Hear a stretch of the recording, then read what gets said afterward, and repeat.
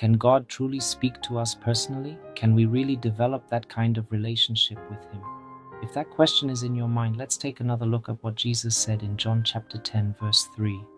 To him the doorkeeper opens, and the sheep hear his voice, and he calls his own sheep by name and leads them out. Notice the sequence here. First, the shepherd enters the sheepfold. Then the sheep begin listening to his voice. This is actually very practical. In everyday life, students listen to their teachers. Athletes listen to their coaches. Employees listen to their managers. In the same way, Jesus says that his sheep listen to their shepherd. Then something beautiful happens. Jesus says that the shepherd calls his own sheep by name.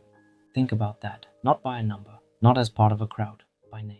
Personally, this tells us that a relationship is developing. As the sheep continues listening to the shepherd, trust begins to grow, recognition begins to grow, a personal connection begins to grow. The sheep becomes confident. That's my shepherd. This is not a random relationship. It is personal. It is intimate. It is real. And then comes the next step. The shepherd leads them out. Why? Because now the sheep trust the shepherd enough to follow him. The relationship has grown. Communication has grown. Trust has grown. And now the shepherd can guide the sheep to where it needs to go. Isn't that amazing? My dear friends, this is exactly what Jesus wants with us. He doesn't just want us to know about him. He wants us to know him personally. He wants us to recognize his voice. He wants to guide our lives. And yes, it is possible, but perhaps you're still wondering, how can this happen in a practical way?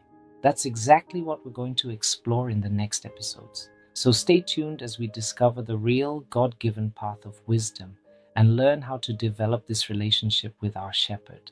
May God bless you.